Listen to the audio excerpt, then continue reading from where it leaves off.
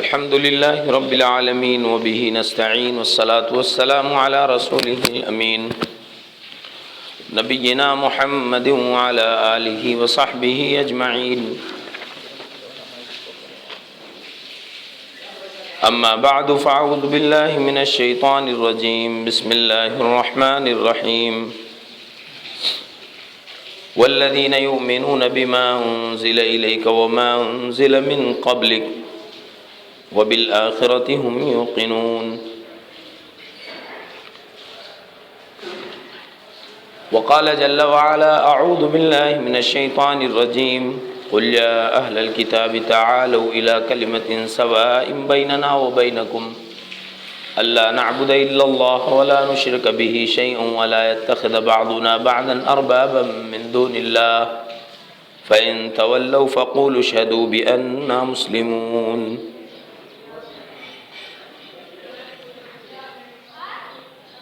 سب سے پہلے ہر قسم کی تعریف و توصیف، بڑائی، بزرگی، کبریائی، عظمت و جلال، حمد و ثنا، شکر و سپاس ہوں اللہ وحدہ لا شریک، خالق کائنات، مالک ارض و سماوات کے لیے. بعد ازاں انگنت درود و سلام ہوں تمام انبیاء کرام، بالخصوص محمد الرسول اللہ صلی اللہ علیہ وسلم کے لیے. تحمید و تسلیم اور حمد و صلات کے بعد گزشتہ ہفتے ایمان بالملائکہ یعنی فرشتوں پر ایمان رکھنے کا مطلب کیا ہے اور اس کے تقاضے کیا ہیں، اس پر سیر حاصل بحث ہوئی تھی. اللہ رب العالمین نے فرشتوں کے بہت سے اوصاف اپنے کلام میں بیان کیے ہیں، جن میں سے بہت سی باتوں کو بیان کیا گیا تھا. فرشتوں کے اوصاف میں یہ ایک بڑی اہم صفت ہے کہ فرشتے روح قبض کرتے ہیں اور جنتی روح کو روح قبض کرنے کے وقت ہی جنت کی بشارت دیتے ہیں، اور جہنمی روح کو روح قبض کرتے ہی جہنم کے عذاب کا وعدہ کرتے ہیں، وعید سناتے ہیں. فرشتوں پر ایمان کے بعد ایک مومن کے لیے ضروری ہے کہ وہ اللہ رب العالمین کی کتابوں پر بھی ایمان رکھے. ایمان بالکتب، یہ ایمان مفصل کا تیسرا رکن ہے، تیسرا حصہ ہے. ان تؤمن باللہ وملائکتہ وکتبہ ورسلہ. ایمان مفصل یہ ہے کہ تو اللہ پر، اللہ کے فرشتوں پر، اللہ کی کتابوں پر، اللہ کے پیغمبروں پر، اور مرنے کے بعد حساب و کتاب کے دن پر، اور اپنے اچھے برے نصیبے یعنی اچھی بری تقدیر پر ایمان رکھے. ان 6 ارکان میں سے کسی بھی رکن میں ایمان کی فکری یا عملی کسی بھی طرح کی کمی در حقیقت ایمان کی کمی ہوگی. ایمان بالکتب یعنی اللہ رب العالمین نے جو کتابیں آسمان سے نازل کی ہیں ان کتابوں پر ایمان رکھنا اور ان کتابوں پر ایمان رکھنے کا تقاضا کیا ہے وہ معلوم کرنا سب سے اہم ہے. ایک بڑی عجیب و غریب بات ہے مومنوں میں اور دنیا کی ساری قوموں میں. ایک بڑا فرق ہے کہ دنیا کی ساری قومیں، سارے فرق، ساری ملل یہ اپنے اپنے مخصوص منہج اور کتاب پر یقین رکھتے ہیں. جیسے عیسائی انجیل پر ایمان رکھتے ہیں، یہودی تورات پر ایمان رکھتے ہیں، بہت سے لوگ ہندو مذہب کی بنیادی کتابیں 4 ویدوں پر ایمان رکھتے ہیں، رگ وید، یجروید، اتھروا وید، سام وید. اسی طرح سے بھگوت گیتا، اپنشد، برہم سوترا اور بہت ساری کتابوں پر ایمان رکھتے ہیں. لیکن مومن اس جماعت، اس قوم کا نام ہے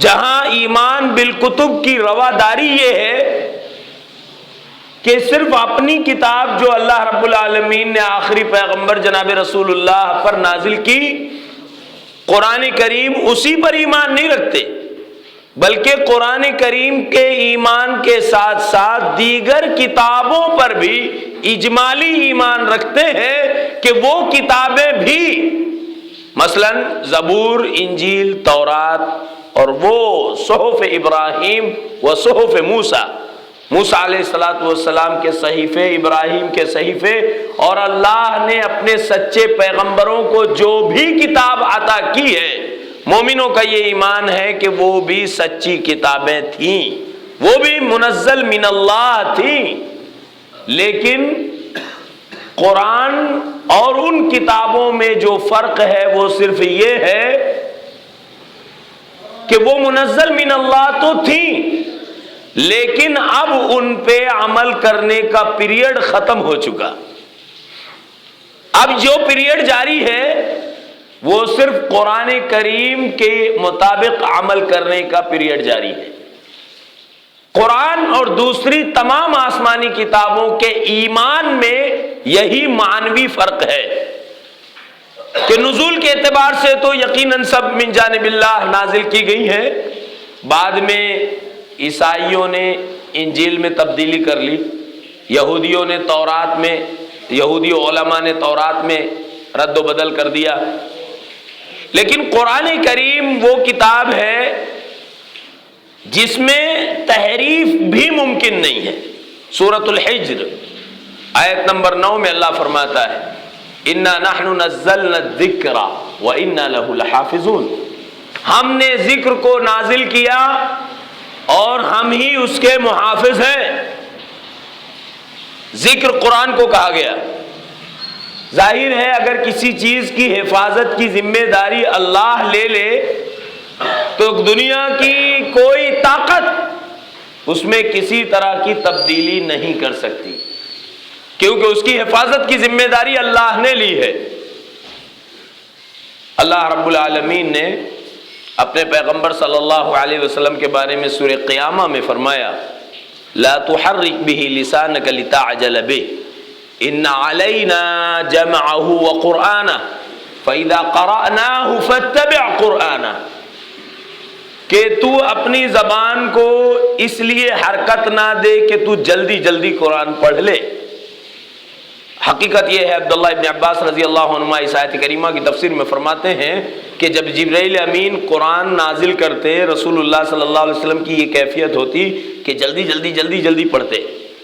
مقصد یہ نہیں تھا کہ یہ کام ختم کر کے دوسرا کام کرنا ہے، مقصد یہ تھا کہ وحی کے ذریعے جبرائیل جو اللہ کا کلام نازل کر رہے ہیں وہ کسی نہ کسی طریقے سے جلدی میرے سینے میں جگہ بنا لیں، میں اسے یاد کر لوں۔ یہ نیک طلب اور جستجو تھی، لیکن اللہ رب العالمین نے فرمایا وَلَا تَعْجَلْ بِالْقُرْآنِ مِنْ قَبْلِ أَنْ يُقْضَى إِلَيْكَ وَحْيُهُ، قرآن جب تک کہ جبرائیل امین اچھی طرح پڑھ کر تمہیں سنا نہ دے تم اس کو پڑھنے میں جلدی نہ کرو۔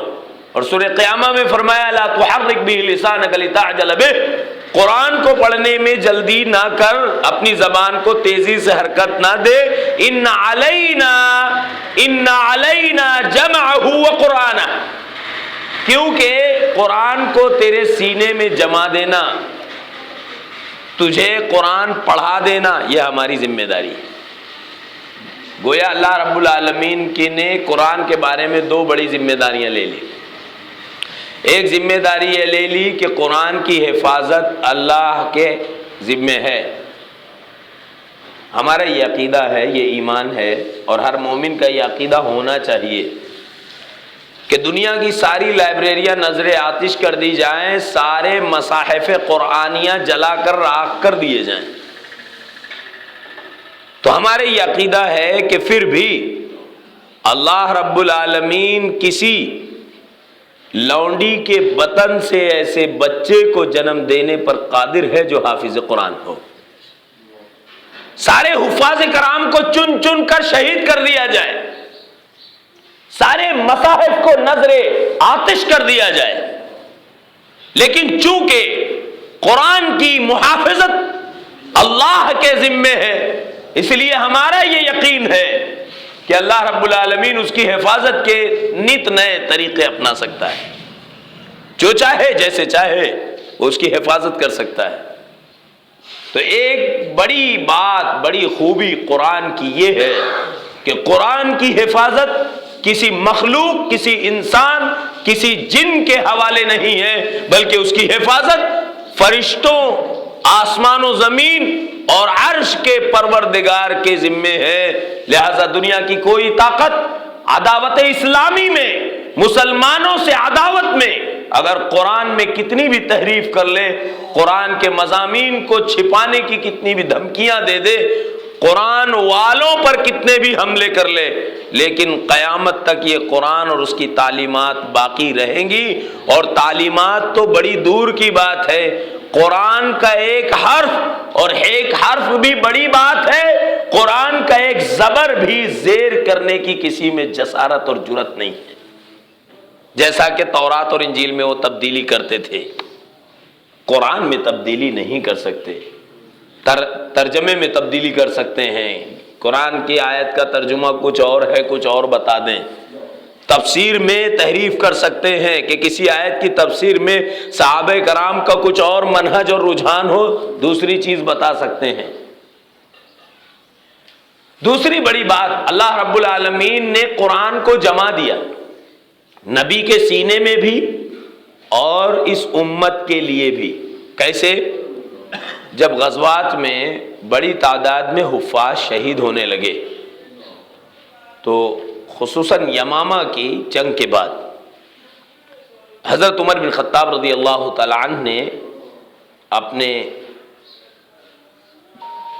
خاص دوست اور خلیفہ وقت ابو بکر صدیق رضی اللہ تعالی عنہ سے کہا کہ اگر اس طرح سے لوگ حفاظ کرام شہید ہوتے رہے تو آگے بعد والے مسلمانوں کو قرآن سمجھنے اور سیکھنے میں بڑی دقت آئے گی۔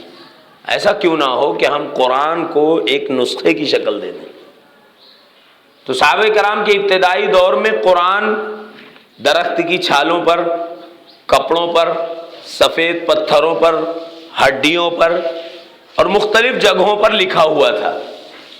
حضرت عمر رضی اللہ تعالی عنہ کے 3 مہینہ مسلسل اصرار کرنے کے بعد اللہ رب العالمین نے حضرت ابو بکر صدیق رضی اللہ تعالیٰ عنہ کے دل کو کھول دیا، ورنہ وہ شروع میں کہتے تھے میں وہ کام کیوں کروں جو میرے پیغمبر نے نہیں کیا صلی اللہ علیہ وسلم۔ رسول اللہ صلی اللہ علیہ وسلم نے قرآن کی ساری سورتوں اور آیتوں کو ایک جگہ جمع نہیں کیا تھا۔ صحابہ کرام میں سے سینکڑوں صحابہ کرام حفاظ قرآن تھے، لیکن ایک کاغذ کی شکل میں، کتابی شکل میں قرآن جمع نہیں کیا گیا تھا۔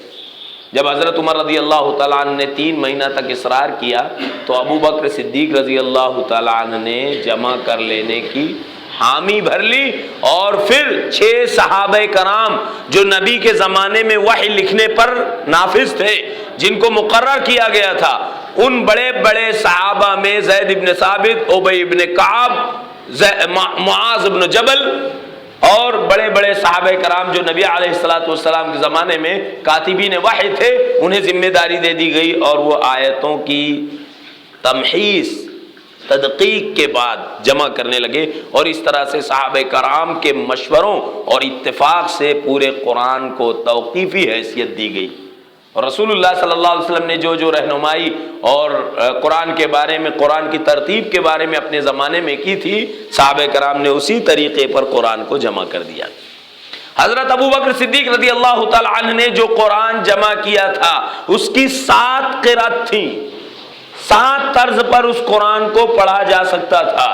قریش کے الفاظ کو مد نظر رکھا گیا تھا، اہل عرب میں بڑے بڑے دیہات اور بدلتی ہوئی انداز گفتگو کو مد نظر رکھ کے اس کی آیتیں تھیں۔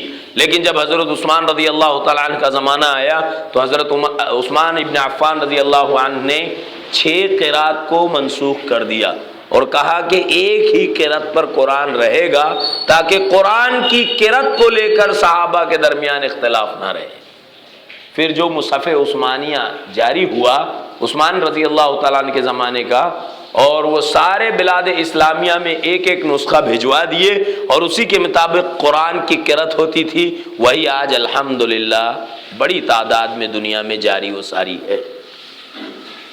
ورنہ اور بھی قرأت صحابہ کرام کے معاشرے میں قرآن کریم کی تھی. مثلاً جیسے امالہ کے ساتھ بسم اللہ مجریہا، قرآن میں ایک مثال ہے، مجریہا نہیں پڑھا جاتا، مجریہا پڑھا جاتا. تو اب مجریہا پڑھنا اور مجریہا پڑھنا یہ دونوں روایتیں تھیں، لیکن مجریہا کو ناسخ کیا گیا. میں ایک مثال دے دوں تو اس طرح سے حضرت عثمان رضی اللہ تعالیٰ عنہ کے زمانے میں سارے صحابہ کرام عموماً ایک قرات پر قرآن پڑھنے لگے اور وہی آج تک امت میں منتقل ہو رہا ہے. ہاں 6 قرات، دیگر 6 قراتوں کا علم بھی موجود ہے.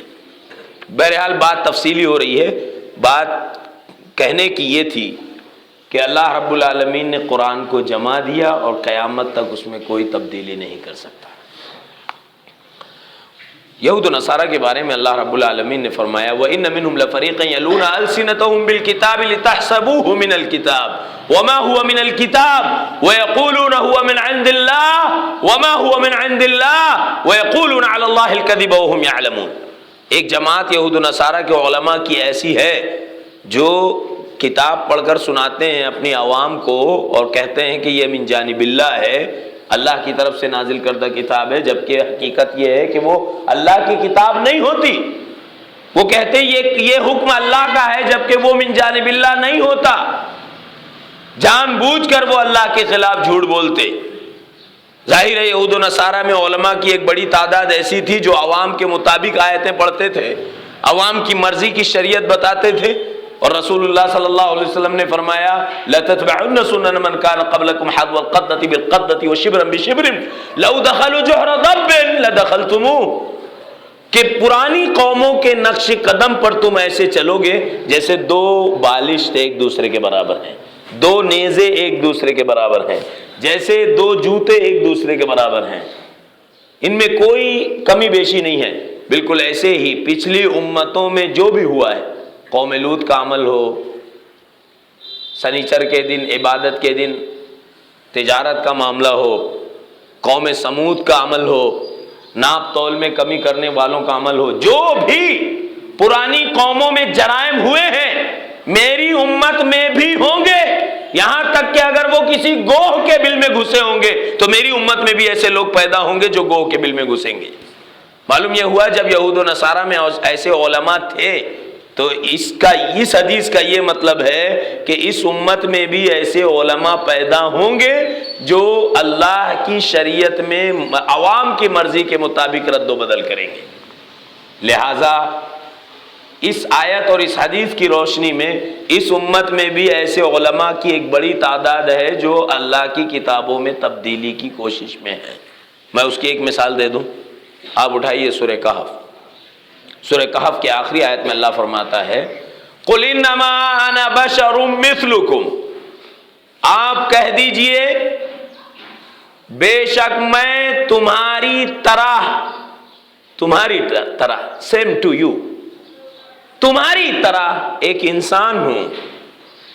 اللہ کہہ رہا ہے اپنے نبی سے کہو کہ میں تمہاری طرح ایک انسان ہوں. اب نبی کو بتانا ہے کہ نبی عام انسانوں کے جیسے انسان ہے. آپ بھی کھاتے پیتے ہیں، آپ کو بھی حاجت ہوتی ہے، آپ کے بھی بیوی بچے ہیں. اب اس یکسانیت، اس تمثیل کو مثل سے بہتر اور کون سا لفظ ہے عربی لغت میں جسے تعبیر کیا جائے؟ اللہ نے یہی بات کہی تو کچھ علماء نے ترجمے میں لکھا کہہ دیجئے میں تمہاری طرح کے بعد بریکٹ لگا دیا، ظاہری شکل و صورت میں آگے لکھا انسان ہوں. یہ ظاہری شکل و صورت جو قوسین کے درمیان لکھا گیا کنز الایمان وغیرہ میں، یہ کیا ثابت کرتا ہے؟ کیا اللہ رب العالمین نے جو کہا ہے تمہاری طرح انسان ہوں تو کیا وہ صرف ظاہری شکل و صورت میں ہے، حقیقت میں انسان نہیں ہے؟ تو اس طرح سے اللہ کے کلام میں تبدیلی کرنے کی اس امت کے علماء نے بھی جسارت کی ہے، لیکن ہمارا یہ عقیدہ ہے کہ لوگ قیامت تک کے قرآن کی صحیح تعلیمات کو چھپا نہیں سکتے، اس لیے کہ اس کا محافظ اللہ ہے۔ قرآن کے بارے میں ایک بات اور عرض کرنی ہے۔ جناب رسول اللہ صلی اللہ علیہ وسلم نے فرمایا، امام مسلم رحمہ اللہ نے حضرت عمر بن خطاب رضی اللہ تعالیٰ عنہ سے روایت نقل کی، اللہ کے پیغمبر صلی اللہ علیہ وسلم نے فرمایا، ان اللہ یرفع بهذا الكتاب اقواما ویضع به آخرین، کہ اللہ رب العالمین اس کتاب کی حفاظت کی وجہ سے، اس کتاب کے تقدس کی وجہ سے، اس کتاب پر عمل کرنے کی وجہ سے کسی قوم کو بلندی عطا کرتا ہے، تو اس کتاب کو چھوڑ دینے کی وجہ سے کوئی قوم ذلیل و رسوا ہو جاتی ہے۔ آج ہم ذلیل و رسوا ہیں، ہمیں پیر پھیلانے کی جگہ نہیں ہے، ہمارے بچوں کو جینے کے لیے زمین نہیں ہے،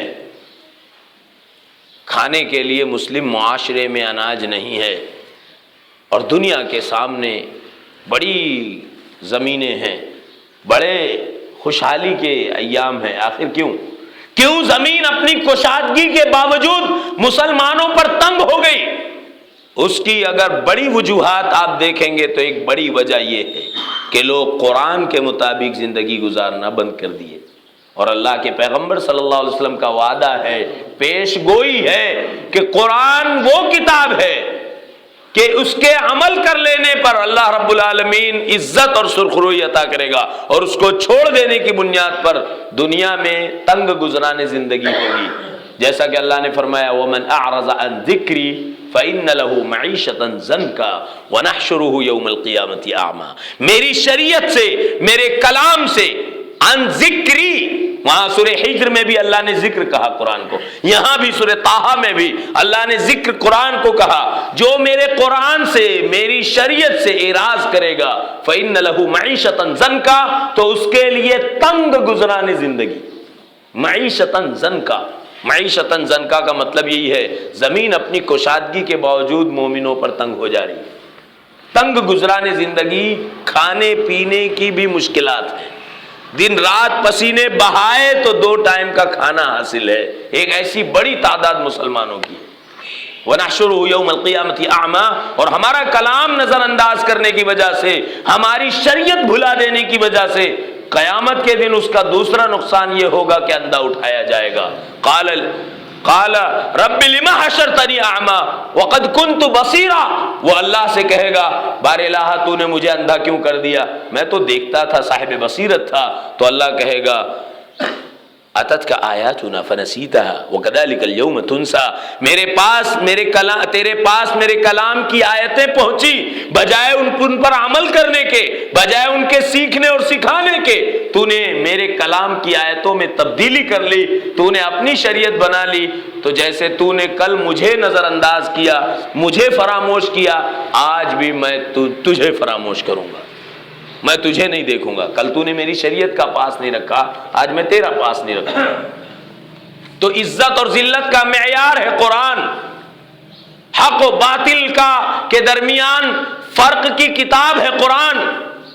اسی وجہ سے اللہ رب العالمین نے سورۃ البقرہ میں اور سورہ الفرقان میں قرآن کا دوسرا نام دیا الفرقان۔ تبارک الذی نزل الفرقان، بابرکت ہے وہ ذات جس نے فرقان کو نازل کیا۔ سورہ البقرہ میں اللہ نے فرمایا شہر رمضان الذی انزل فیہ القرآن ھدی للناس وبینات من الھدی والفرقان۔ قرآن کو فرقان کہا، فرقان اس لیے کہا کہ قرآن وہ کتاب ہے جو کھرے اور کھوٹے میں، سچ اور جھوٹ میں، غلط اور صحیح میں، حق اور باطل میں، سیاہ اور سفید میں، جائز اور ناجائز میں، حلال و حرام میں تمیز کرنے کی سب سے مسخر کتاب ہے قرآن کے ہوتے ہوئے۔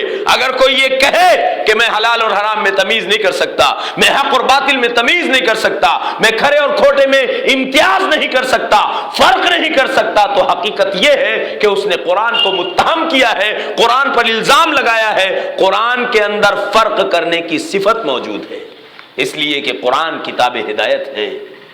اللہ نے فرمایا ھدی للناس، ساری انسانیت کے لیے سراپا ہدایت ہے۔ اور سورۃ البقرہ کی ابتدائی آیتوں میں فرمایا ھدی للمتقین، پرہیزگاروں کے لیے ہدایت کا سامان ہے۔ ایک طرف کہا انسانوں کے لیے اور ایک طرف کہا پرہیزگاروں کے لیے، تو آخر اس کی بات، اس کی وضاحت کیا ہے، اس کی حقیقت کیا ہے؟ حقیقت یہ ہے کہ نزول کے اعتبار سے قرآن سارے انسانوں کے لیے نازل ہوا، ہر کالے کے لیے، ہر گورے کے لیے، سیاہ فام، سفید فام، افریقی، امریکی، جنگلاتی، شہری، سارے انسانوں کے لیے قرآن نازل ہوا۔ یہی وجہ تھی کہ صحابہ کرام رضوان اللہ علیہ مجمعین پہلے بتوں کے پجاری تھے، دیوی دیوتاؤں کی پرستش کرتے تھے، لات و منات کے پجاری تھے، حبل اور عزا کے نام کی قسمیں کھاتے تھے، ان کے سامنے سجدے کرتے تھے۔ لیکن انہوں نے قرآن کو جب اپنے گلے سے لگایا تو ان کو سمجھ میں آ گیا کہ صراط مستقیم کیا ہے۔ معلوم یہ ہوا کہ کفار و مشرقین بھی اگر قرآن سمجھیں تو انہیں بھی صراط مستقیم مل سکتا ہے، پھر آخر کیا وجہ ہے کہ مسلمان ہی صراط مستقیم سے دور ہے؟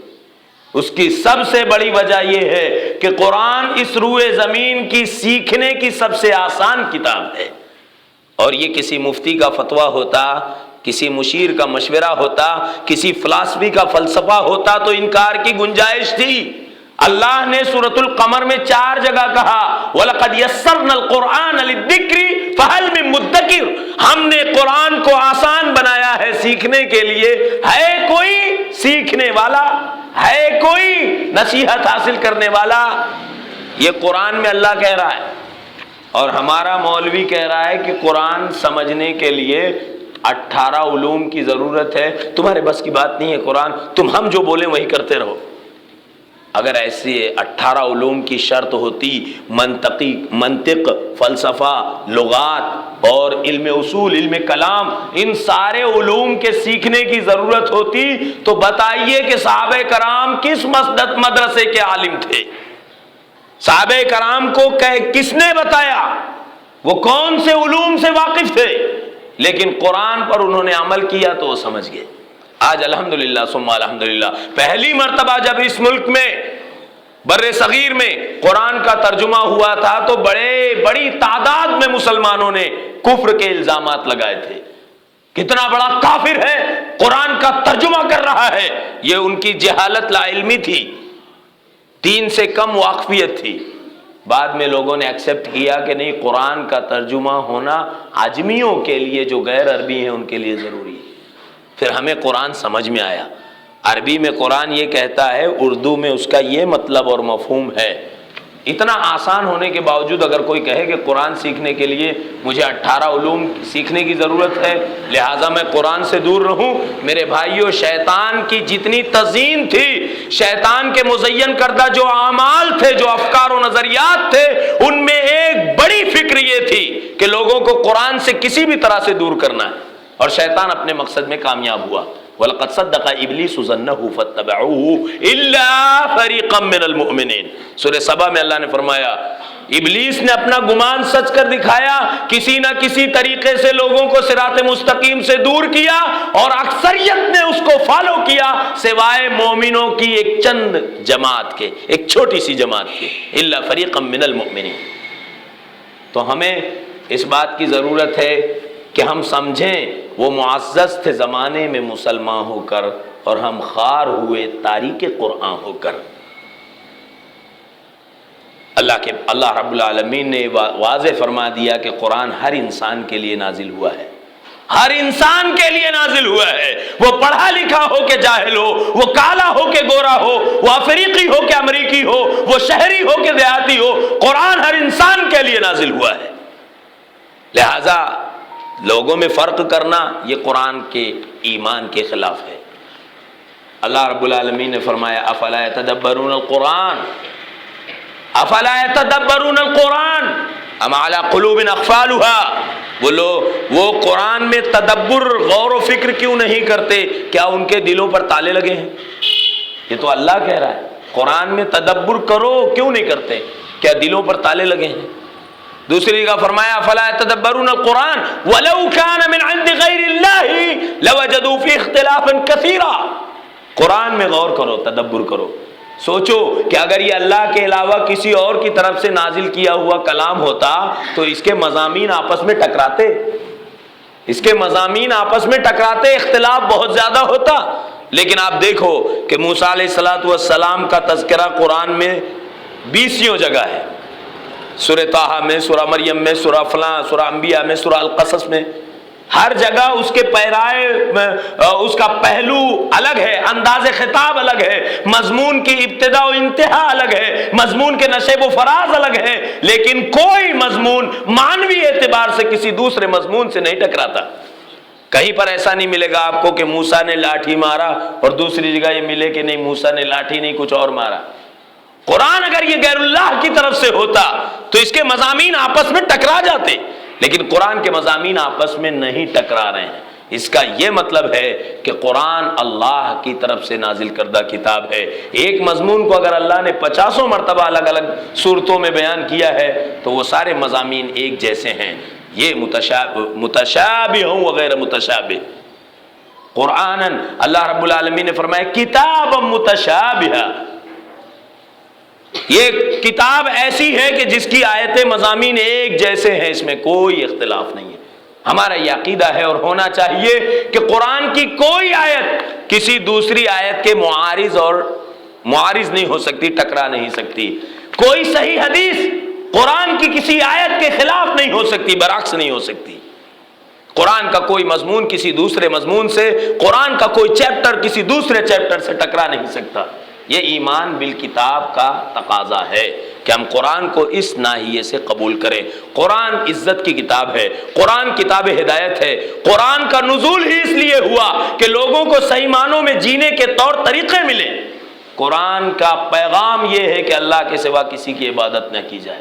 قرآن کا پیغام یہ ہے کہ قل یا ایھا الناس انی رسول اللہ الیکم جمیعا، کہ لوگ اللہ کے پیغمبر کی رسالت پر ایمان لائیں۔ میں نے گزشتہ ہفتے کہا تھا کہ اللہ اور ملائکہ تقرب کی وجہ سے ان دونوں کا ایک دوسرے سے گہرا ربط ہے۔ رسالت اور کتاب ان دونوں کا گہرا تعلق ہے۔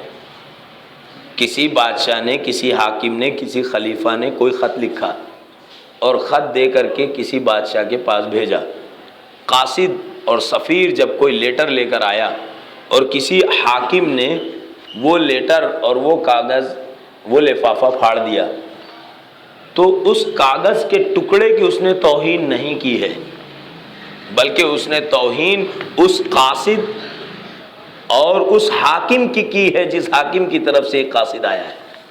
کاغذ کے ٹکڑے کی توہین نہیں ہے، توہین اصل میں لانے والے قاصد و سفیر کی ہے، توہین اصل میں اس حاکم اور خلیفہ کی ہے جس حاکم اور خلیفہ نے وہ لیٹر بھیجا ہے۔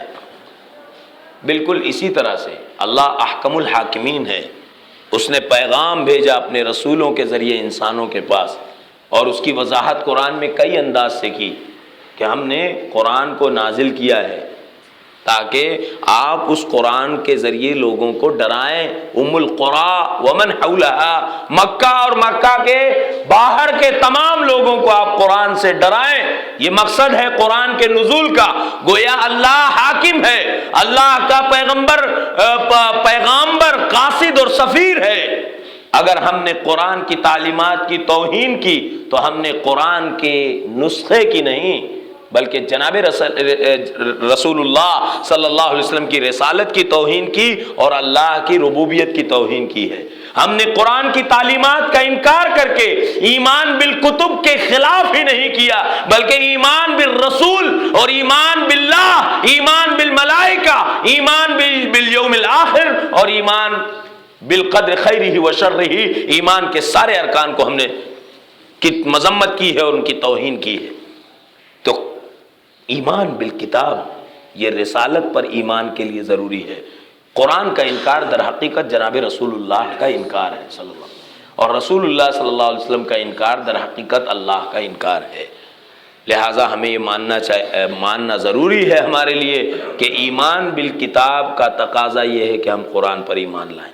کچھ بات میں قرآن کے بارے میں، دیگر کتابوں کے بارے میں عرض کروں کہ قرآن کے علاوہ جیسا کہ میں نے کہا 3 کتابیں تو مشہور ہیں، انجیل، تورات، زبور حضرت داؤد پر، انجیل حضرت عیسیٰ علیہ السلام پر، تورات حضرت موسیٰ علیہ السلام پر نازل، اور قرآن جناب رسول اللہ صلی اللہ علیہ وسلم پر نازل۔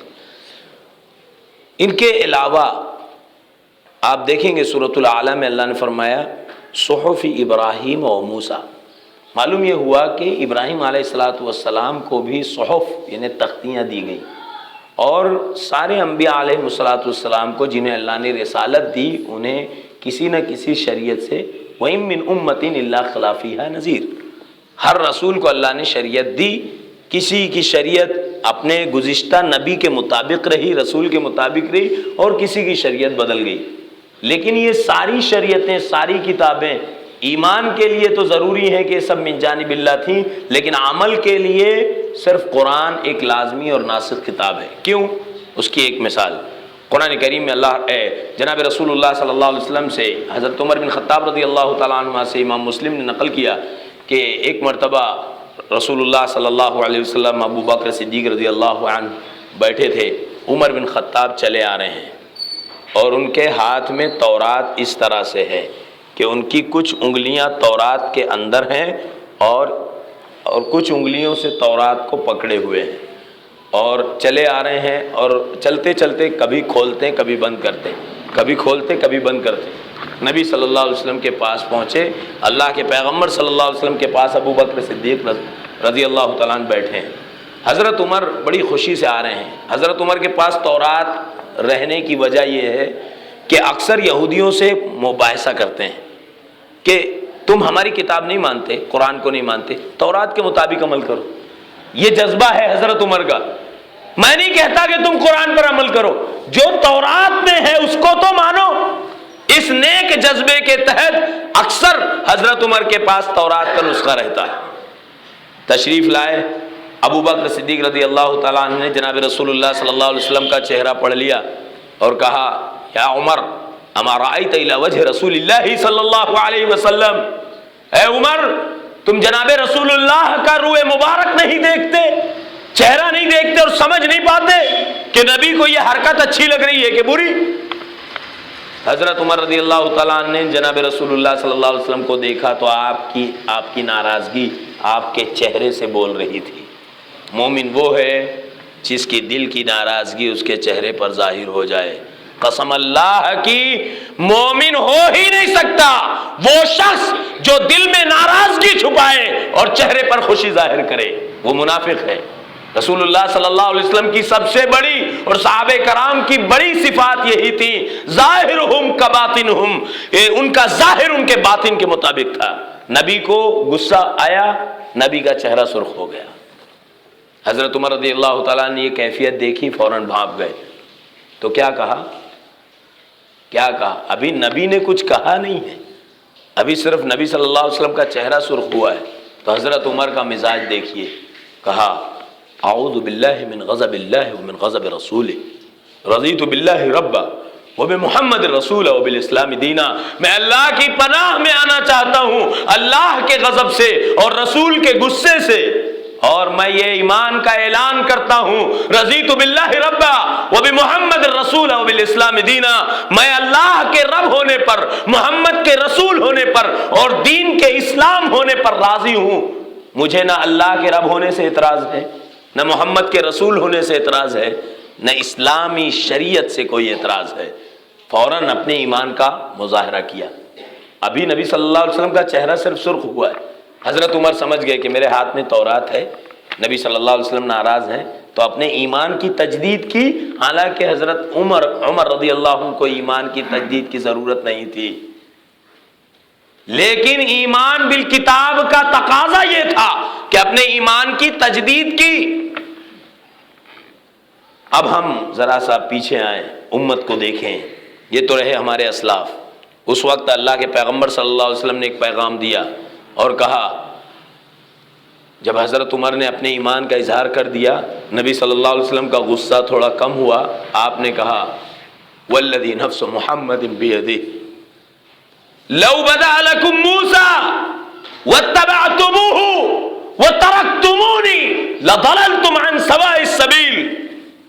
نبی صلی اللہ علیہ وسلم نے کہا اس ذات کی قسم جس کے ہاتھ میں محمد کی جان ہے صلی اللہ علیہ وسلم، اگر موسیٰ تمہارے لیے ظاہر ہو جائیں، یہ تورات جس نبی پر نازل ہوئی وہ نبی آ جائیں، اللہ ان کو زندہ کر دے، اور تم قرآن آنے کے بعد، میری رسالت کے ماننے کے بعد مجھے چھوڑ کر ان کی شریعت کو فالو کرو گے، تو سمجھ لو تم صحیح راستے سے صراط مستقیم سے گمراہ ہو جاؤ گے۔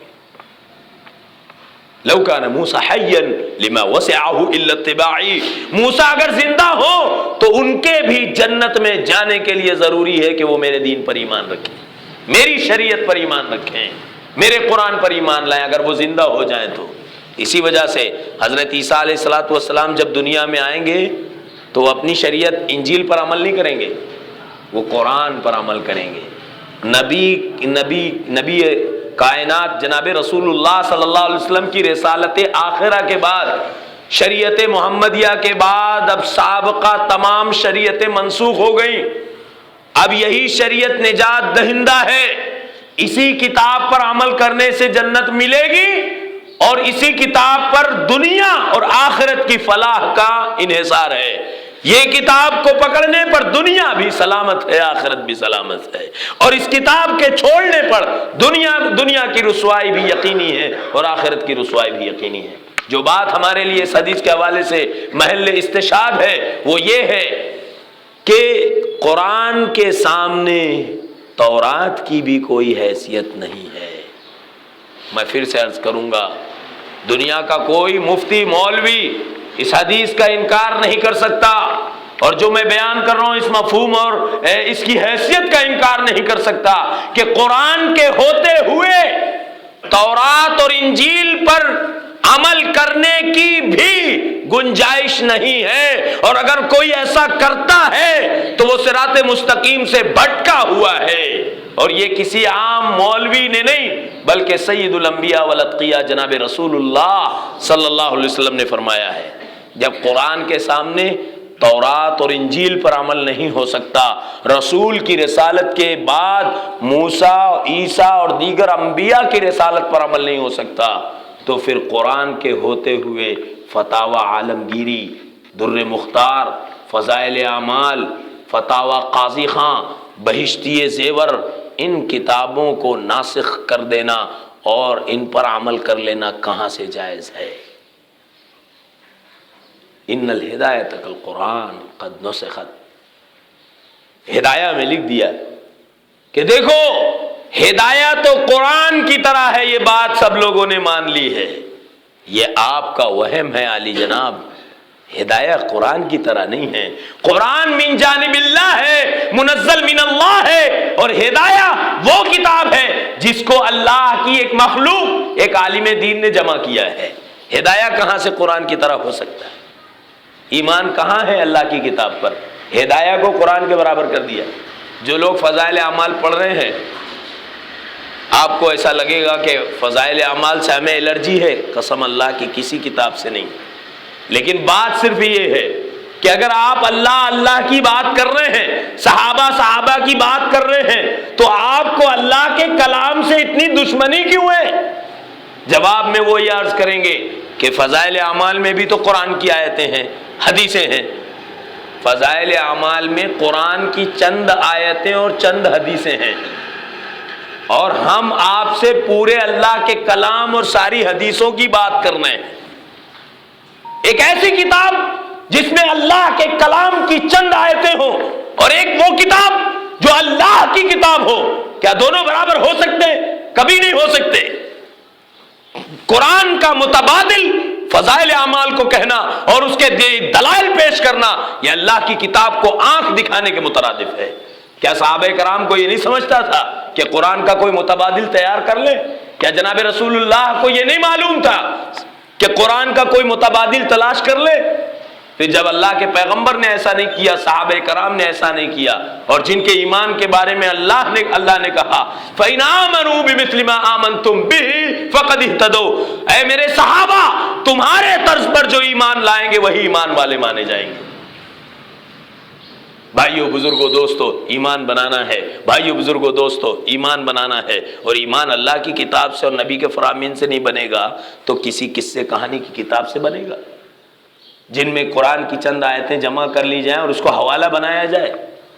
اللہ کی قسم امت گمراہ ہو چکی ہے. اللہ کا راستہ کہہ کر کے اللہ کے راستے کی توہین کی. قرآن کریم میں فی سبیل اللہ جس کو کہا گیا، احادیث میں اللہ کے نبی نے سبیل اللہ جس کو کہا، وہ بدر کا راستہ ہے، وہ احد کا راستہ ہے، وہ خندق کا راستہ ہے، خیبر کا راستہ ہے، حنین اور یرموک کا راستہ ہے، حنین اور تبوک کا راستہ ہے. ان سارے راستوں کو اللہ کا راستہ کہا گیا ہے. ان راستوں کو اپنے مخصوص تبلیغی نصاب اور سلیبس میں کنورٹ کر دینا اور کہنا کہ یہ اللہ کا راستہ ہے. اللہ کا راستہ یہ ہے کہ آپ ایک مسجد سے دوسری مسجد میں جائیں، یہاں کھانا بنا کر کھائیں، وہاں کھانا بنا کر کھائیں، گھر پر بیوی بچے بھوکے پیاسے ہوں. یہ اللہ کا راستہ ہے. اللہ کا راستہ بدر کا راستہ ہے. اللہ کا راستہ احد کا راستہ ہے، جہاں صحابہ اپنے بیوی بچوں سے مل لیتے تھے، ان سے سارے بول چال معاف کروا لیتے تھے. میں اگر واپس آیا اللہ کی مرضی، اور میں شہید ہو گیا تو اللہ کی مرضی. جہاں بیوی بچوں سے رو دھو کر کے اپنی جان ہتھیلی پہ لے کر نکلتے تھے، وہ اللہ کا راستہ ہے. اس اللہ کے راستے کی تکالیف کو مٹانے کی خاطر ایک سلیبس منصوبہ بند طریقے سے بنایا گیا، اور اس کو اللہ کے راستے یعنی جہاد فی سبیل اللہ کے لیے جتنی آیتیں ہیں اور جہاد فی سبیل اللہ کے لیے جتنی حدیثیں ہیں، ان کی ساری فضیلت کو اس تبلیغی جماعت نے اپنے کام کے لیے استعمال کیا ہے. میں ایک مثال دے دوں. اللہ کے پیغمبر صلی اللہ علیہ وسلم نے کہا، جو اللہ کی راہ میں نکلتا ہے دھول میں اٹھتا ہے. اللہ کی راہ میں نکلتا ہے اپنی جان لے کر، بیوی بچوں سے مل کر آگے، اب پتہ نہیں غازی بنتا ہے یا شہید بنتا ہے. اب میدان کارزار کی طرف رواں دواں ہے. جس دھول میں اٹے گا، جسم کے جس حصے پر وہ دھول اڑے گی، اس جسم کے اس حصے پر جہنم کی آگ حرام ہے. اس حدیث کو اپنی تبلیغی جماعت کے لیے استعمال کرنا یہ نقصان اس لیے ہوا کہ اللہ کی کتاب کو چھوڑ کر فضائل کی کتاب پر عمل کیا جانے لگا، اس کو ناسخ کیا گیا. قسم اللہ کی، اگر کوئی اللہ سے محبت کرتا ہے تو فضائل اعمال کو ہٹا کر اللہ کی کتاب کا درس شروع کرے. ناک منہ چڑھ جاتے ہیں، پیشانی پر شکنیں ابھر آتی ہیں. نہیں، ایسا نہیں ہو سکتا، فضائل اعمال کا درس دینا پڑے گا. آپ اللہ سے محبت کی باتیں بھی کرتے ہیں، اللہ سے دشمنی بھی ہے، اللہ کی کتاب سے دشمنی بھی ہے. یہ کیسے پاسبل ہے؟ انبیاء علیہ الصلوۃ والسلام کے سچے قصے، حضرت یوسف، حضرت ایوب، حضرت یعقوب، حضرت آدم، حضرت ادریس، حضرت مریم، حضرت عیسیٰ، حضرت موسیٰ، جناب رسول اللہ صلی اللہ علیہ وسلم، سارے انبیاء کرام کے سچے قصوں کی کتاب قرآن کریم ہے. اب ایک آدمی ایک سلیبس بناتا ہے، ایک کتاب بناتا ہے. ایک بزرگ بھوکے تھے، بھوک اور پیاس سے نڈھال ندی کے کنارے سے ان کا گزر ہوا. دیکھا کہ نہر میں ایک سیب بہہ رہا ہے. سیب کو اٹھایا، سیب کو کاٹا، اس میں ہیرا نکل آیا. ہیرے سے بازار میں جا کر مچھلی خریدی، مچھلی کو گھر لایا، اس میں کاٹا تو اس میں ہیرا نکل آیا. دیکھو اللہ والوں کو اس طرح سے اللہ رب العالمین عطا کرتا ہے. یہ جھوٹے واقعات کا سہارا لینے سے بہتر ہوتا کہ جس کتاب کو اللہ نے احسن القصص کہا ہے، قصوں کی سب سے جامع کتاب، اس کتاب پر عمل کیا جاتا تو امت گمراہ نہیں ہوتی اور صحیح معنوں میں ایمان اثر انداز ہوتا. جن لوگوں نے تبلیغ کا ایک سلیبس بنا لیا ہے اور وہ اسلام کی نہیں اپنے مسلک اور منہج کی تبلیغ میں مبتلا ہے، حقیقت یہ ہے کہ جب وہ مبلغین دین جب اپنے گھر پہنچتے ہیں تو 4 مہینہ 6 مہینہ سال بھر کے بعد پھر ان کی پہلی کیفیت ہو جاتی ہے، اثرات زائل ہو جاتے ہیں. کیوں؟ اس لیے کہ تقویٰ قرآن و حدیث کی روشنی میں نہیں حاصل کیا گیا. تقویٰ قصے کہانیوں کی جھوٹی کتابوں کے سہارے حاصل کیا گیا. اسی لیے وقت کے ساتھ ساتھ اس کے اثرات ختم ہوتے ہیں. بیوی بچوں کو چھوڑ کر چلے جانا، ایک نصاب کے ذریعے زندگی گزارنا، یہ سراسر اسلام کا متبادل اور اسلام کا متراکز تیار کرنے کے مترادف ہے. جیسے ریل کی 2 پٹریاں ہوتی ہے، ایک اس طرف ہے ایک اس طرف ہے. بالکل اسی طرح سے قرآن کے مقابلے میں فضائل اعمال اور اللہ کے راستے کے مقابلے میں دوسرا اللہ کا راستہ، سلیبس کے مقابلے میں دوسری سلیبس، احادیث کے مقابلے میں منتخب احادیث، اپنے منہج و مسلک کے مطابق آنے والی آیتوں اور حدیثوں کو جمع کر کے اس کو اسلام کا نام دینا اللہ کی قسم ایک بڑی علمی خیانت ہے، ایمان بالکتاب کے خلاف ہے، اللہ کی کتاب کو آنکھ دکھانے کے مترادف ہے۔ تو ہم اس کو سمجھیں کہ کیوں لوگ گمراہ ہو رہے ہیں، اس لیے کہ وہ اللہ کی کتاب سے منہ پھیر چکے ہیں۔ کہیں پر بھی اللہ نے اپنی کتاب میں یہ نہیں کہا کہ چاروں طریقے برحق ہیں، وَاعْتَصِمُوا بِحَبْلِ اللَّهِ جَمِيعًا، اللہ نے کہا سب مل کر کے اللہ کی رسی کو ایک ساتھ پکڑ لیں۔ قرآن میں یہ کہیں نہیں کہا گیا یہ بھی صحیح ہے، وہ بھی صحیح ہے، وہ بھی صحیح ہے۔ یہ ساری خرافات، یہ ساری کمزوریاں اس لیے آئیں کہ ہم نے اللہ کی کتاب کو نظر انداز کر دیا۔ بہرحال زیادہ تفصیل میں نہ جاتے ہوئے آج کے حالات میں، یہ تو خارجی اعتبار سے کچھ چیزوں کی طرف میں نے اشارہ کیا، داخلی اعتبار سے کچھ باتوں کی طرف اشارہ کرنا چاہتا ہوں۔ مثلا آج ایک اسکالر کھڑا ہو، ایک مولوی اپنے اسٹیج پر جلوہ افروز ہو، اور وہ سامعین سارے کے سارے مسلمان ہیں، سامعین سب کے سب مسلمان ہیں، اور بار بار وہ وید کے اشلوک پڑھتا ہو، یجروید، رگ وید، اتھروا وید، سام وید، بھگوت گیتا، اپنشد، ان کے اشلوک پڑھتا ہو اور سارے سامعین کو متاثر کرتا ہو، تو سارے سامعین محظوظ ہو جاتے ہیں۔ کیا اشلوک پڑھ رہا ہے؟ شرعی آئینے میں ہم دیکھیں کہ کیا یہ چیز جائز ہے۔ مثال کے طور پر قرآن میں اللہ رب العالمین نے فرمایا قُلْ يَا أَهْلَ الْكِتَابِ تَعَالَوْا إِلَىٰ كَلِمَةٍ سَوَاءٍ بَيْنَنَا وَبَيْنَكُمْ أَلَّا نَعْبُدَ إِلَّا اللَّهَ وَلَا نُشْرِكَ بِهِ شَيْئًا وَلَا يَتَّخِذَ بَعْضُنَا بَعْضًا أَرْبَابًا مِّن دُونِ اللَّهِ۔ اللہ نے کہا کہہ دیجئے او اہل کتاب، یعنی او انجیل و تورات والو، آؤ اس منہج کی طرف، اس طریقے کی طرف جو تمہاری اور ہماری کتاب میں سیم ہے، سیم ٹو سیم ہے۔ ہماری کتاب مت مانو، لیکن ہماری کتابوں کی وہ باتیں مان لو جو تمہاری کتابوں کے مطابق ہیں۔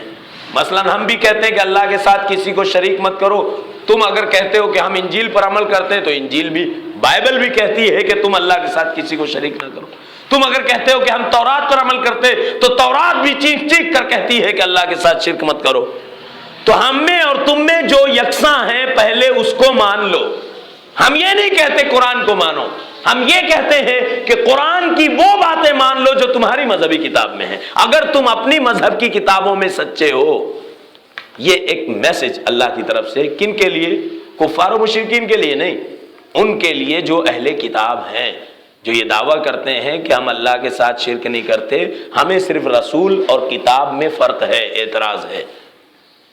اس سے یہ سمجھ میں آیا کہ اللہ رب العالمین نے خود یہ کہا ہے کہ اگر تم کسی اہل کتاب کو دعوت دیتے ہو تو ان کی کتابوں کا حوالہ دے سکتے ہو، بشرطے کہ تم اہل کتاب میں دعوت کا کام کر رہے ہو۔ مثلا اگر کوئی عیسائیوں کے درمیان خطاب کر رہا ہے تو اس کو اس بات کا حق ہے کہ وہ انجیل کے حوالے پیش کر سکتا ہے، یہ بتانے کے لیے کہ انجیل کے یہ مضامین قرآن کے مطابق ہیں۔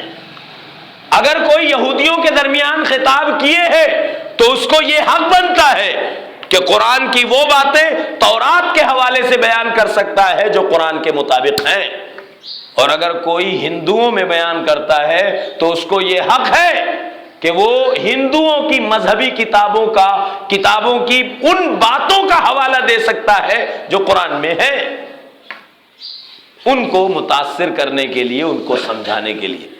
لیکن سامعین سب کے سب مسلمان ہیں، ان میں قرآن کا حوالہ دینا کیسا ہے؟ ان میں ہندوؤں کی مذہبی کتابوں کا، تورات اور انجیل کے اشلوک پڑھ کر، اس کی آیتوں کو پڑھ کر یا ویدا کے اشلوک پڑھ کر کے بار بار مسلمانوں میں کہنا، یہ ایک بھنک ہے، یہ ایک بہت بڑی بد اخلاقی ہے اس بات کی کہ کوئی یہ میسج دینے کی کوشش کر رہا ہے کہ قرآن پر ایمان کے لیے دوسری کتابوں کا جیک لگانے کی ضرورت ہے۔ میں کیا کہنا چاہتا ہوں آپ سمجھ رہے ہیں؟ اگر کوئی شخص انجیل کے حوالے سے قرآن پر ایمان رکھتا ہے تو قسم اللہ کی اس کا ایمان قرآن پر نہیں انجیل پر ہے. کوئی تورات کے حوالے سے قرآن کی باتوں کو مانتا ہے تو قسم اللہ کی اس کا ایمان تورات پر ہے, انجیل قرآن پر نہیں ہے. قرآن پر ایمان کا تو مطلب یہ تھا کہ مزید کسی کتابوں کا حوالہ نہ دیا جاتا, کیونکہ ہم ایمان باللہ کے مدعی ہیں, ہم ایمان کی باتیں کرتے ہیں. تو اللہ کی کتاب پر ایمان لانے کے لیے ہمیں کسی اور کتاب کے اثرات لینے کی کیا ضرورت ہے؟ لہذا اگر کوئی ایسا شخص جو صرف مسلمانوں میں تبلیغ کر رہا ہو, وہاں کوئی دوسرے مذہب کا آدمی نہیں ہو, ایسی مجالس میں قرآن کے ہوتے ہوئے کسی اور کتاب کا سہارا لینا حقیقت یہ ہے کہ قرآن کو آنکھ دکھانے کی طرح ہے. قرآن ایسی کتاب نہیں ہے جس کو منسوخ کتابوں کا سہارا دینے کی ضرورت پڑے. قرآن ایک پرفیکٹ کتاب ہے جس کو کسی اور مذہبی کتاب کے سہارے کی ضرورت نہیں ہے. ہاں, جس مجمع میں عیسائی ہوں وہاں انجیل کا حوالہ دیا جانا درست ہے, جس مجمع میں یہودی ہوں وہاں تورات کا حوالہ دیا جانا درست ہے, جس مجمع میں غیر مسلم ہوں وہاں ہندو کی مذہبی کتابوں کا حوالہ دیا جانا تو ٹھیک ہے, لیکن مسلمانوں کو دوسری کتابوں کے حوالے دیا جانا یہ ایمان کے منافی ہے. ایک حدیث جسے امام بخاری رحمہ اللہ نے حضرت عبداللہ ابن عمر رضی اللہ عنہما سے روایت کیا ہے, وہ عرض کرنا ضروری ہے. فرماتے ہیں عبداللہ ابن عمر رضی اللہ عنہما, ان یہودیا و یہودیۃ قد احدثا جميعا, ایک یہودی اور یہودیہ نے زنا کیا. ہم نے اس سے پہلے بھی سنا ہوگا. چونکہ رسول اللہ صلی اللہ علیہ وسلم وقت کے پیغمبر تھے, خلیفہ تھے, مسلمانوں کے قائد سالار تھے, اس لیے یہودیوں کے فیصلے کا بھی حق آپ کو تھا. یہودی آپ کے پاس آئے, یہودی اور یہودیہ نے زنا کیا تھا اور دونوں شادی شدہ تھے. تو نبی صلی اللہ علیہ وسلم نے کہا, ظاہر ہے یہودی ہے, ایمان نہیں لایا, قرآن پر ایمان نہیں ہے, تو یہ تو نہیں کہا جائے گا کہ قرآن کے مطابق تم یہ کرو. رسول اللہ صلی اللہ علیہ وسلم نے کہا, ما تجدون فی التوراۃ, قرآن جانے دو, تم یہودی ہو, تم بتاؤ کہ تورات میں کیا حکم ہے. شادی شدہ زانی کو اگر زنا کی سزا دی جائے تو تورات کیا کہتا ہے؟ تو تورات منگائی گئی. نبی صلی اللہ علیہ وسلم نے کہا, ان لوگوں نے جواب دیا, ان احبارنا قد احدثوا تحمیم الوجہ والتجبیبۃ, ابھی تورات لائی نہیں. اور کیا کہا, اے محمد صلی اللہ علیہ وسلم, بات یہ ہے کہ ہمارے علماء اور مشائخ نے زانی اگر شادی شدہ ہے تو ان کی سزا یہ تجویز کی ہے کہ ان کے چہرے پر کالک پوتی جائے, سیاہی پوتی جائے, اور انہیں بازار میں الٹے گدھے پر سوار کر کے گھمایا جائے. ان احبارنا قد احدثوا تحمیم الوجہ والتجبیبۃ. حضرت عبداللہ بن سلام موجود تھے. عبداللہ بن سلام وہ صحابی ہیں جو ایک زمانے میں یہودی کے عالم ہوا کرتے تھے, سچے صحابی تھے, ان کو ساری باتوں کا علم تھا. انہوں نے کہا, اللہ کے نبی صلی اللہ علیہ وسلم, ادعوہم بالتوراۃ, ان سے کہو کہ تورات لے کر آؤ, ابھی دودھ کا دودھ پانی کا پانی الگ ہوئے گا. یہ کہہ رہے ہیں نا تورات کے مطابق زانی, شادی شدہ زانیوں کی سزا یہ ہے کہ ان کا چہرہ کالا کر کے انہیں گدھے پر الٹا سوار کر کے بازار میں گھمایا جائے. تو ان سے تورات منگاؤ, ابھی دودھ کا دودھ پانی کا پانی الگ ہوگا. اللہ کے پیغمبر صلی اللہ علیہ وسلم نے کہا تورات لے کر آؤ. تورات لائی گئی. حضرت عبداللہ ابن عمر فرماتے ہیں رضی اللہ عنہما, ان میں کا ایک عالم آگے بڑھا, تورات کھولی, یقرأ ما قبلها وما بعدها, رجم جہاں لکھا تھا کہ زانی کو پتھروں سے مار مار کے ہلاک کیا جائے گا, وہاں پر انگلی رکھ لی اور اس کے آگے پیچھے کا پڑھ رہا ہے اور انگلی سے وہ چھپائے ہوئے ہے. آگے کا پڑھتا پیچھے کا پڑھتا, رجم پر انگلی رکھے ہے. حضرت عبداللہ ابن سلام جو یہودی تھے پہلے زمانے میں, اب سچے صحابی تھے, انہوں نے کہا کہ اس سے کہو انگلی ہٹا. جب انگلی ہٹائی اس یہودی عالم نے تو عبداللہ ابن عمر رضی اللہ عنہ فرماتے, فَإِذَا هُوَ آیَةُ الرَّجْمِ, تو وہاں پر رجم کی آیت موجود تھی. یعنی مذہب یہودیت میں بھی شادی شدہ زانی کی سزا یہ ہے کہ اس کو پتھروں سے مار مار کر ہلاک کیا جائے, لیکن یہودی عالم اس کو چھپا رہا تھا. اس سے یہ معلوم ہوا کہ رسول اللہ صلی اللہ علیہ وسلم نے تورات منگائی ان کو قائل کرنے کے لیے، اس لیے کہ وہ یہودی تھے۔ لہذا اگر کوئی کسی دوسرے مذہب کا ماننے والا ہے، اگر اس کی کتابوں میں، جس کتاب سے اس کو عقیدت ہے، اس کی کتابوں میں صحیح مسئلہ موجود ہے، تو اس کو قائل کرنے کے لیے اس کی کتاب کو بلانا یہ ایمان بالکتاب کے خلاف نہیں ہے، صرف اس کو سمجھانے اور قائل کرنے کے لیے۔ لیکن مسلمانوں میں بار بار انجیل، زبور، تورات اور ویدا کے حوالے دیتے رہنا اور اس کے اشلوک پڑھتے رہنا، قرآن کی آیتوں کو نظر انداز کر دینا، جبکہ سارا مجمع مسلمانوں کا ہو، اس کی قطعاً کوئی گنجائش نہیں ہے۔ قرآن کوئی ایسی کتاب نہیں ہے جسے کسی دوسری کتاب کے سہارے کی ضرورت ہے۔ ایک بات یہاں یہ بھی سمجھ میں آئی کہ یہودی علماء نبی کے سامنے شیانے بنتے تھے۔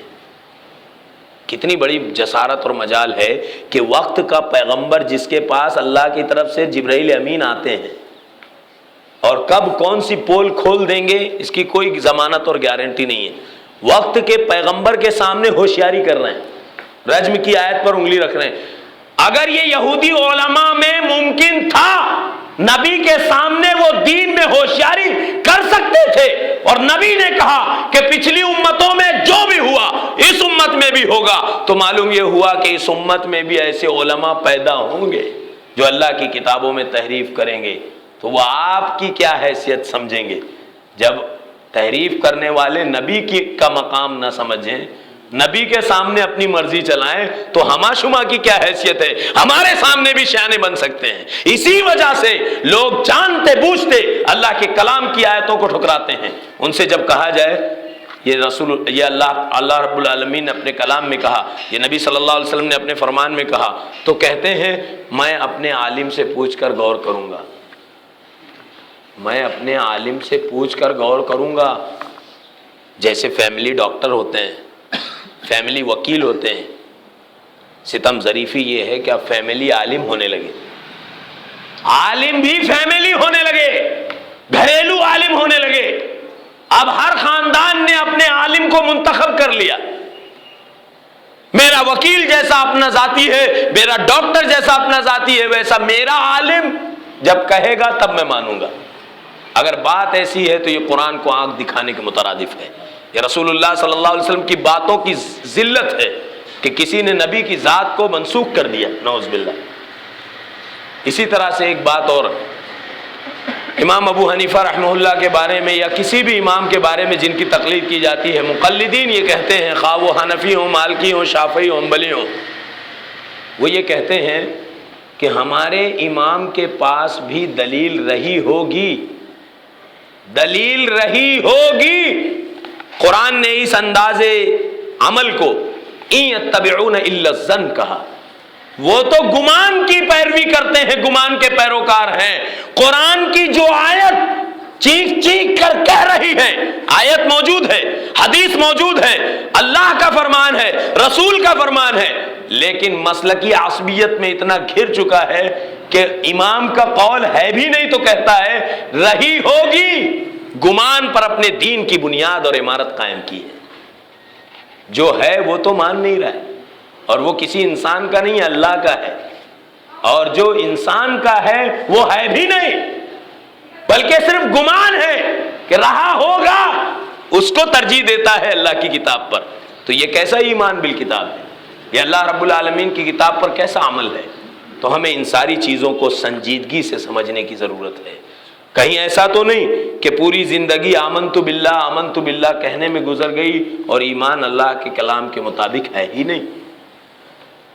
مسلمانوں کی اسلامی رواداری یہ ہے کہ عیسائی انجیل کے علاوہ دوسری کتابوں کو نہیں مانتے، یہودی تورات کے علاوہ دیگر کتابوں کو نہیں مانتے، لیکن مسلمانوں کی رواداری، مذہبی رواداری یہ ہے کہ قرآن پر عمل کرتے ہیں اور ایمان ساری کتابوں پر رکھتے ہیں۔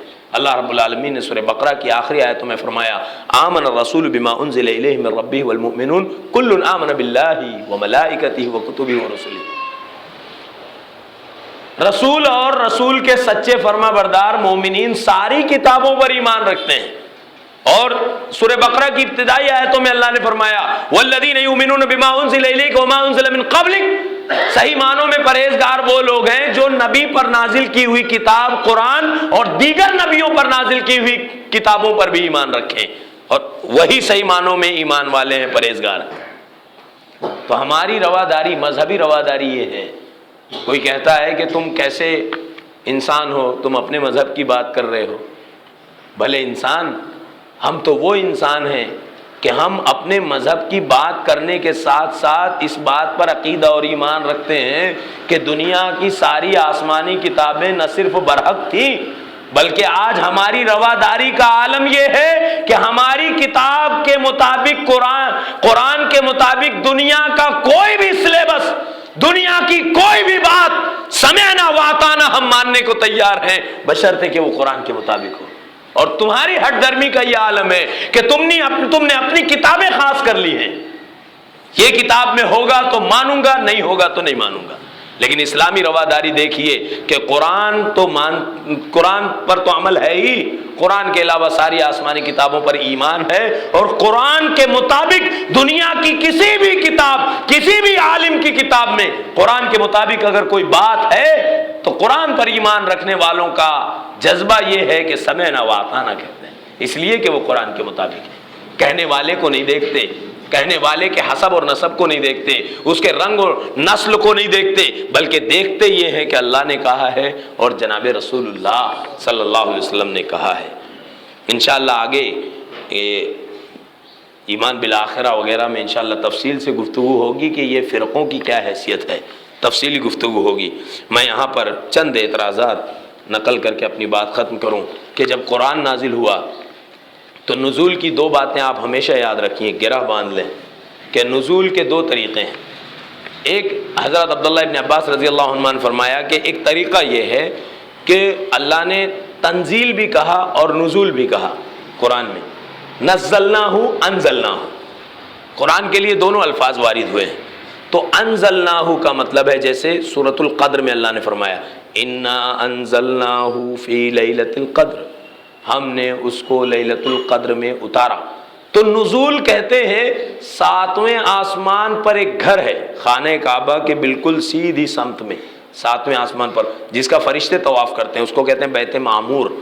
اس گھر میں ساری اللہ کی کتابوں کا اصلی نسخہ موجود ہے، اصلی نسخہ موجود ہے۔ آپ دیکھیں کوئی کتاب لکھتا ہے تو رائٹر لکھتا ہے جملہ حقوق بحق کے ناشر محفوظ ہیں، یعنی یہ ساری کتاب صرف ہے، آپ ان کتابوں میں نہ تبدیلی کر سکتے ہیں نہ کوئی چیز چرا سکتے ہیں۔ اللہ کے پاس اصلی نسخہ ہے۔ اس کتاب کو اللہ نے قرآن کریم کو آسمان دنیا پر، یعنی 7ویں آسمان سے، جو آسمان ہمیں آنکھوں سے نظر آتا ہے، اس آسمان پر رمضان میں قدر کی راتوں میں نازل کیا۔ اس کو کہتے ہیں نزول۔ اور پھر آسمان دنیا سے 23 سال میں جناب رسول اللہ صلی اللہ علیہ وسلم پر حسب ضرورت آیتیں نازل ہوتی رہی، اس عمل کو کہتے ہیں تنزیل۔ تو نزول اور تنزیل کے فرق کو سمجھنا ضروری ہے۔ بہت سارے لوگ ایسے ہیں جو نزول اور تنزیل کو نہیں سمجھنے کی وجہ سے گمراہی کا شکار ہو جاتے ہیں۔ قرآن میں جو اللہ نے کہا انا انزلناہ فی لیلۃ القدر، ہم نے قرآن کو قدر کی رات میں اتارا، تو اس کا یہ مطلب نہیں ہے کہ رمضان میں پورا قرآن نبی کو دیا گیا۔ اس کا مطلب یہ ہے کہ 7ویں آسمان سے آسمان دنیا پر قرآن رمضان کی راتوں میں لایا گیا، اور پھر وہاں سے حسب ضرورت 23 سال میں جناب رسول اللہ صلی اللہ علیہ وسلم کے پاس جبرائیل امین لاتے رہے۔ یہ تنزیل ہے۔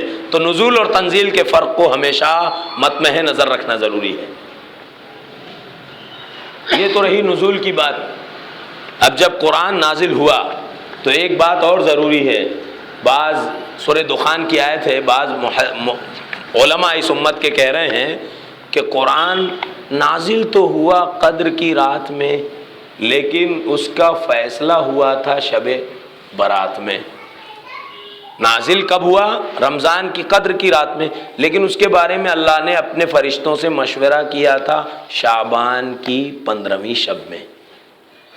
اور دلیل سورہ دخان کی وہ آیت جس میں اللہ نے فرمایا انا انزلناہ فی لیلۃ مبارکۃ انا کنا منذرین، ہم نے قرآن کو اتارا مبارک رات میں، مبارک رات میں۔ اس سے کیا کہہ رہے ہیں کہ لیلت مبارکہ، مبارک رات سے مراد شعبان کی 15ویں رات ہے، 15ویں شب ہے۔ اب جسے تھوڑا سا قرآن کا علم ہوگا، ابھی میں نے شروع میں کہا تھا قرآن بڑی آسان کتاب ہے سمجھنے کی، جس کو تھوڑا بھی قرآن کا علم ہوگا وہ خود فیصلہ کر لے گا کہ انا انزلناہ فی لیلۃ القدر، اللہ نے ایک جگہ کہا، اور دوسری جگہ فرمایا انا انزلناہ فی لیلۃ مبارکہ، ہم نے قرآن کو قدر کی رات میں اتارا، اور دوسری جگہ کہا ہم نے قرآن کو مبارک رات میں اتارا۔ اب میں پوچھوں کہ یہ مبارک رات سے کون سی رات مراد ہے؟ قرآن کی روشنی میں جواب دو تو ہر شخص کہے گا کہ مبارک رات سے مراد لیلۃ القدر ہے، کیونکہ کسی مفتی کا فتویٰ نہیں ہے، اللہ نے خود واضح کیا۔ اتنی وضاحت کے باوجود بے وقوفوں کی بے وقوفی اور جاہلوں کی جہالت کا عالم یہ ہے کہ وہ لیلت مبارکہ سے شعبان کی 15ویں شب مراد لے رہے۔ ارے اللہ نے کہا، اب اس سے زیادہ کس کلیئرٹی کی اور کس وضاحت کی ضرورت تھی؟ اللہ نے خود اپنے کلام میں کہا کہ مبارک رات کون سی رات ہے؟ لیلۃ القدر۔ تو جو قرآن کے نزول کی رات ہے وہ رمضان کی رات ہے، اور زیادہ اس کو واضح کر دیں تو قرآن میں اللہ نے سورۃ البقرہ میں کہا شہر رمضان الذی انزل فیہ القرآن، رمضان ہی کا مہینہ ہے جس میں قرآن اتارا گیا، شعبان کا مہینہ نہیں ہے جس میں قرآن نازل کیا گیا۔ لہٰذا یہ ازالہ ہو گیا کہ قرآن کا نزول 7ویں آسمان سے آسمان دنیا پر رمضان کی قدر کی رات میں ہوا ہے۔ نزول جب ہوا تو کفار و مشرکین نے کئی اعتراضات کیے تھے۔ ایک اعتراض یہ تھا کہ لولا نزل علیہ جملۃ واحدہ، سورہ فرقان میں اللہ نے کہا قرآن اگر سچی کتاب ہے تو محمد پر ایک ساتھ کیوں نہیں اتر گئی صلی اللہ علیہ وسلم؟ یہ ایک دو آیت، سورہ 2 سورہ، چیپٹر 2 چیپٹر، یہ کیوں اتر رہا ہے؟ پوری کتاب کیوں نہیں اترتی؟ یہ اصل میں وہ بغض ہے، وہ عداوت ہے منافقین کا جو الفاظ میں انہوں نے ظاہر نہیں کیا۔ بات کیا ہے؟ بات حقیقت یہ تھی کہ جب یہ کوئی مکاری کرتے تو اللہ رب العالمین جبرائیل امین کو بھیج کر ان کے خلاف وحی نازل کر دیتا، تو ان کو یہ ہوتا کہ ہماری ایک ایک حرکت قرآن میں نازل ہو رہی ہے، اگر یہ پوری کتاب ایک ساتھ نازل ہو گئی ہوتی تو ہمیں یہ سارے مصائب و مشکلات کا سامنا نہیں کرنا پڑتا، ہمارا پول نہیں کھولا جاتا، بھانڈا نہیں پھوٹتا۔ تو وہ کہتے تھے قرآن اگر سچی کتاب ہے تو کفار و مشرکین بھی، منافقین بھی، یہودیوں تینوں نے یہ بات کہی تھی کہ قرآن ایک ساتھ کیوں نہیں اترا؟ اللہ نے اس کا جواب دیا کذالک لنثبت بہ فؤادک، یہ اس لیے کہ تھوڑا تھوڑا اتارنے میں یہ دلوں میں جمے گا، ایک ساتھ اترے گا تو دلوں میں جمنا مشکل ہے۔ معلوم یہ ہوا کہ قرآن یکبارگی آپ یاد نہیں کر سکتے۔ اللہ نے اپنے نبی کے بارے میں فرمایا اس لیے ہم نے تھوڑا تھوڑا اتارا کہ اس طرح سے دلوں میں یہ جمے گا۔ معلوم یہ ہوا کہ دلوں میں قرآن دھیرے دھیرے جمے گا، ایک ساتھ نہیں جمے گا۔ اب ذرا اس سے ہٹ کر تھوڑا پیچھے آئیے۔ اللہ نے اپنے نبی سے کہا تھا جلدی مت کرو، جب جبرائیل پڑھ کر چپ ہو جائیں تب آپ پڑھو۔ اور سورہ مزمل میں اللہ نے فرمایا وَرَتِّلِ الْقُرْآنَ تَرْتِیلًا، دنیا کا کوئی مولوی، کوئی بھی مفتی، کوئی بھی مفسر کسی بھی مسلک کا اس آیت کا ترجمہ کرے وہ یہی ترجمہ کرے گا وَرَتِّلِ الْقُرْآنَ تَرْتِیلًا، اور قرآن کو دھیرے دھیرے صاف صاف حروف کی ادائیگی سے پڑھ۔ اللہ نے یہ حکم کس کو دیا؟ جناب رسول اللہ صلی اللہ علیہ وسلم۔ تو ہم اس حکم میں بدرجہ اولا شامل ہیں۔ جب نبی کو قرآن دھیرے اور صاف پڑھنے کا حکم ہے تو ہمیں کتنی پابندی کرنی چاہیے؟ اب ہمارا حافظ قرآن پڑھاتا ہے اور ہمارا ٹرسٹی اور مولوی لکھتا ہے ڈاکٹروں کی تراویح 6 دن میں ختم ہوگی۔ اب پیشہ وارانہ تراویح ہو رہی ہے، ڈاکٹروں کی تراویح، بزنس مین کی تراویح، کاروباریوں کی تراویح، 6 دن میں تراویح پڑھو اور اس کے بعد پورا 24 دن اپنے کاروبار میں مست رہو۔ یہ خرابی کہاں سے آئی؟ خرابی یہاں سے آئی کہ لوگوں نے ہدایت کی کتاب، اللہ کی کتاب کو نہیں بنایا۔ ان کے دماغ میں شیطان نے یہ بھر دیا کہ تراویح کا مقصد ہے قرآن ختم کرنا، جبکہ تراویح کا مقصد قرآن ختم کرنا ہے ہی نہیں۔ تراویح قیام اللیل ایک نفلی عبادت ہے. قرآن بھلے آپ الم ترا سے سورہ ناس تک پڑھیں پورے رمضان، قرآن ختم نہیں ہوگا لیکن آپ کی تراویح مقبول ہوگی. قرآن ختم کرنا تراویح کا مقصد اور ٹارگٹ نہیں ہے. تراویح پڑھنا، اب اس میں جو آیتیں آپ کو یاد ہو وہ پڑھو، لیکن لوگوں نے کے دلوں میں شیطان نے ذہن میں یہ بھر دیا، یہ اس کی تزیین تھی کہ قرآن ختم کر لو آپ کا کام ختم ہو گیا. اس وجہ سے ہوا کیا، لوگوں نے 6 دنوں میں تراویح پڑھنا شروع کر دی. شبینہ 3 دنوں میں قرآن ہونے لگا، ایک رات میں. شب کہتے ہیں رات کو، تو شبینہ کہتے ہیں اس رات کو جس رات میں حفاظ پورا قرآن ختم کر دیں. چنانچہ وہ کیسے قرآن پڑھ رہے ہیں، آپ کو چند الفاظ سنائی دیں گے، الحمدللہ الضالین، اللہ اکبر. ایک دوست ایک لیٹر بھیجتا ہے تو اس کا ایک خط راستے میں بھی پڑھ رہا ہے، گھر پہ آنے کے بعد پھر پڑھا، پھر رکھ دیا، پھر جب بستر پر گیا سونے کے لیے پھر اٹھایا، پھر دے. یہ ایک دوست کی اہمیت ایک انسان کی نظر میں ہے. اللہ کے کلام کی یہ اہمیت ہے کہ وہ کسی طرح سے آگے بڑھنا چاہتا ہے، حروف کی ادائیگی نہیں کر رہا ہے، جبکہ یہ حکم اللہ نے اپنے رسول کو دیا تھا. الفاظ نظر نہیں آتے، سنائی نہیں دیتے، مبین تعلمون یعلمون، بس آگے بڑھ رہا ہے. کسی طرح سے رات ختم ہونے سے پہلے قرآن ختم کرنا ہے. اب آئیے حدیث کی طرف. شیخ ابن ماجہ نے، امام ترمذی رحمہ اللہ نے اپنی سنن میں نقل کیا کہ حضرت عبداللہ ابن عمر رضی اللہ عنہ نے فرمایا کہ رسول اللہ صلی اللہ علیہ وسلم نے فرمایا، رسول اللہ نے فرمایا صلی اللہ علیہ وسلم، لم يفقه القرآن من قرأ القرآن بأقل من 3، 3 دن سے کم میں، 3 دن سے کم میں جس نے پورا قرآن پڑھا. رسول اللہ نے، صاحب وحی نے، قرآن جس ذات پر نازل ہوا انہوں نے کہا کہ اس نے قرآن کو سمجھا ہی نہیں، اس نے قرآن کو سمجھا ہی نہیں. امام بخاری رحمہ اللہ نے کہا تھا کہ اگر کوئی ذاتی طور سے مطالعہ کر تلاوت کر رہا ہے اور اگر اس کے بس میں ہے پورا دن بھر میں پڑھ لینا، حروف کی ادائیگی اور مخرج کی ادائیگی ہوتی ہے تو یہ ٹھیک ہے، جائز ہے. لیکن علماء کی ایک بڑی جماعت نے امام بخاری کی اس رائے کو پسند نہیں کیا. امام بخاری کے ان آثار کو قبول نہیں کیا اس مرفوع روایت کی روشنی میں. کہا جب رسول اللہ نے کہہ دیا ہے صلی اللہ علیہ وسلم 3 دن سے کم میں جس نے قرآن پڑھا اس نے قرآن کو سمجھا ہی نہیں، اور جس نے قرآن کو سمجھا ہی نہیں قرآن کی نیکیاں اس کو ملی ہی نہیں، قرآن کا کچھ فائدہ اس کو ملا ہی نہیں. اور امام ترمذی رحمہ اللہ نے ایک روایت نقل کی ہے، رسول اللہ صلی اللہ علیہ وسلم نے فرمایا، میں نہیں کہتا کہ الف لام میم یہ ایک حرف ہے، بلکہ الف ایک حرف، لام ایک حرف، میم ایک حرف. الف لام میم یہ 3 حرف ہیں، اور قرآن کی فضیلت یہ ہے کہ ایک حرف جو پڑھے گا اس کو 10 نیکیاں ملے گی. اور رمضان کی فضیلت کیا ہے، کل عمل ابن آدم یضاعف الحسنۃ بعشر امثالها الى 700 ضعف. رمضان اگر ہے تو جہاں 10 نیکی ملے گی وہاں 10 نہیں بلکہ 700 نیکی ملے گی، 10 کے بدلے 700. اب آپ بتائیے جس نے رمضان میں الف لام میم پڑھا اس کو کتنی نیکیاں مل گئیں؟ 2100 نیکیاں مل گئیں. نیکیاں حاصل کرنے کے لیے تعزیہ بنا رہا ہے، نیکیاں حاصل کرنے کے لیے کیا کچھ نہیں کر رہا ہے. جو طریقے نیکی حاصل کرنے کے لیے شریعت نے دیے تھے وہ قرآن کی تلاوت میں بھی کافی تھے. اگر کوئی صحیح معنوں میں مخلص ہے نیکی حاصل کرنے کا تو اس کے لیے سب سے بڑی بات یہ ہے کہ قرآن کی تلاوت کو اپنے نفس پر لازم کر لے. اللہ رب العالمین سے دعا ہے جو باتیں ہو سکی ہیں پروردگار عالم انہیں سمجھنے کی توفیق عطا فرمائے. انشاءاللہ یہ سلسلہ آگے جاری رہے گا. ایمان بالکتاب، ایمان بالرسول اور بہت ساری باتوں پر تفصیلی گفتگو ہوتی رہے گی. آپ خود بھی شریک ہوں، اپنے دوست احباب کو بھی شرکت کی دعوت دیں.